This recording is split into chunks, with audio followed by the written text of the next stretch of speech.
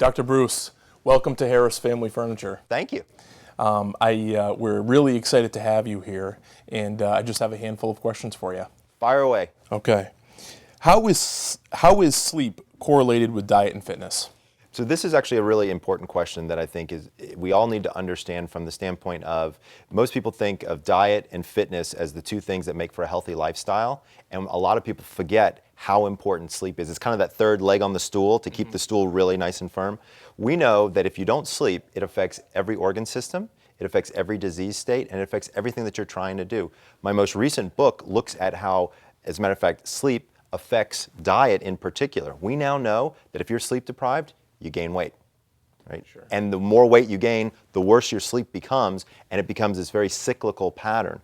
We can tell people that if they actually get the right amount of sleep for them, they could lose anywhere from 5 to 10 pounds just by sleeping better, which is pretty amazing. Wow, that is amazing. Yeah. That's terrific. Plus, you're sleeping better. Plus, you're sleeping better, exactly.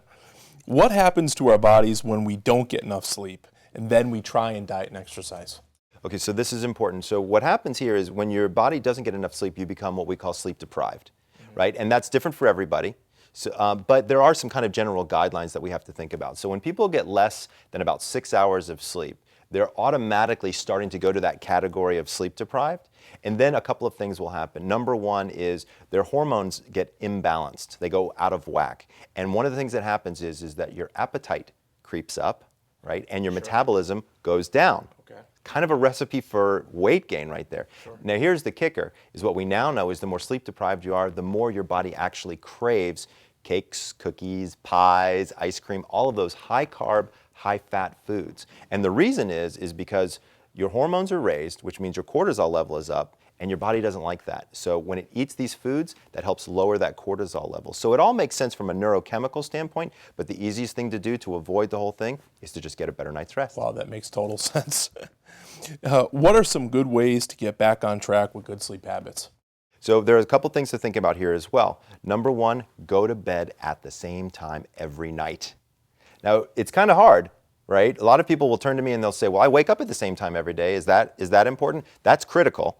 But going to bed at the same time is important because sleep works in a very kind of interesting way. There are two different things that are going on when you're asleep.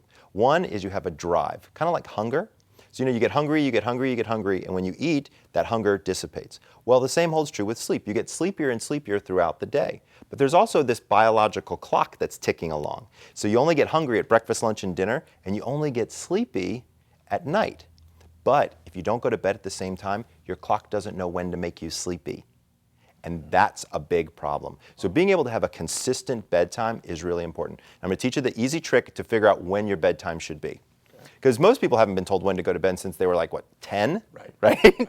Right? And people do this all the time. They say, I'm going to go to bed at a certain time tonight, and then all of a sudden they look up and it's midnight, and they wonder where the night went.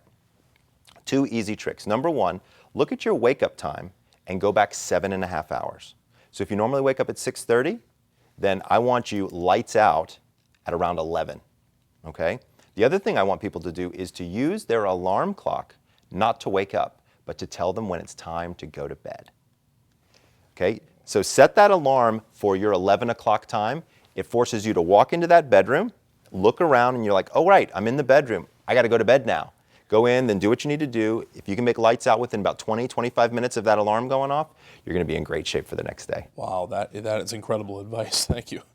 Can you expand on sleep and environment?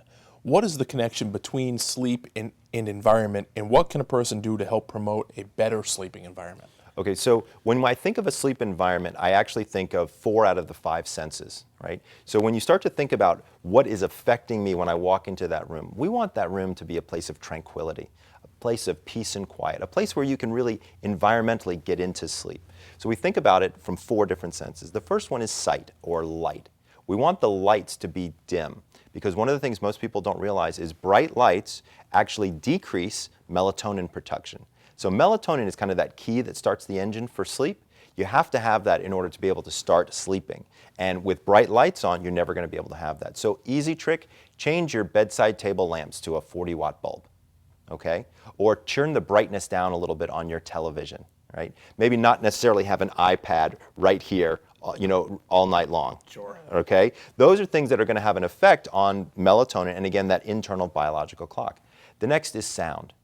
So believe it or not, you don't want a perfectly silent bedroom, because the more quiet it is, the more acute your hearing becomes. And then you hear every little thing, right? So then all of a sudden you start to hear noises in the house that you never heard before, and you're kind of peering around the corner wondering what's going on. So a little bit of noise is actually a good thing. So maybe a fan, right? Or a television or a radio. Now I said television, right? And everybody's going to say, oh no, I can't believe it. Can I actually go to sleep with the TV on? Yes, you absolutely can go to bed with the television on. So I'm probably the only sleep doctor ever to say that that's an okay thing to do. Okay. And here's why. A lot of people tell me that they can't turn off their mind at night.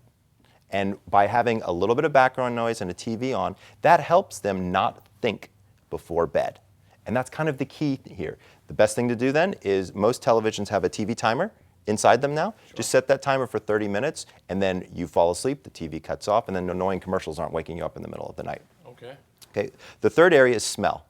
So how can smell possibly affect my sleep? Believe it or not, there are studies to show that smell can help people relax. Now, you don't just sniff something and pass out. That would be ether, right? we don't want any of that going on there. But aromatherapies have been shown to work. Specifically, lavender is one of those things that causes a relaxation response. And when we begin to relax, that helps us enter into sleep much more easily. Okay? And then the final one is touch, which is one of the most important ones, right, because that has to do with your sleep system. Right? It has to do with your pillows, it has to do with your mattress, it has to do with your sheets, your comforter. All of those things have to be able to give you the appropriate temperature for you to sleep, as well as the comfort level that you're going to need to sleep. Most people don't realize this, but comfort isn't just for comfort's sake. The more comfortable you are, the more your muscles relax. The more your muscles relax, the easier it is to get into sleep. So when you think about a sleep environment, think about 4 out of the 5 senses and how can I adjust those to make a better environment. Okay, awesome. And what are your top 5 tips for good sleep? Okay, here we go. Number 1, a consistent bedtime. We talked about that a little bit earlier, but it's really critical. If I could tell people to do just one thing, it's go to bed and wake up at the same time, even on the weekends, right, which isn't a lot of fun.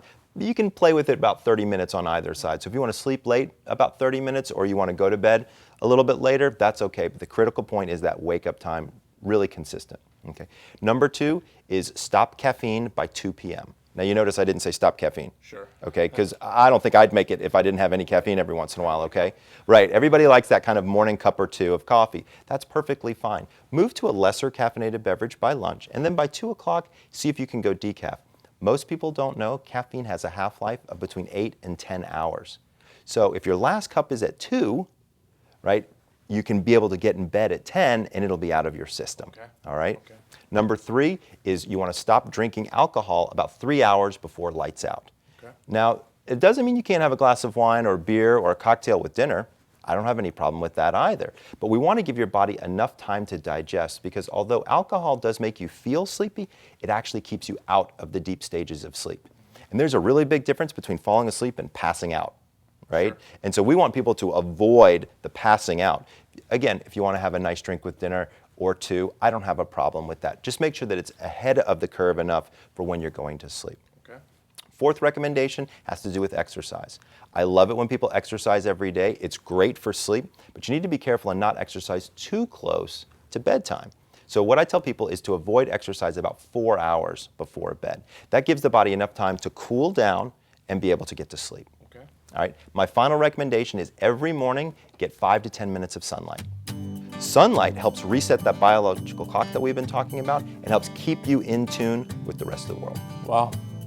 Oh, thank you so much. I really appreciate it. Hey, it was my pleasure.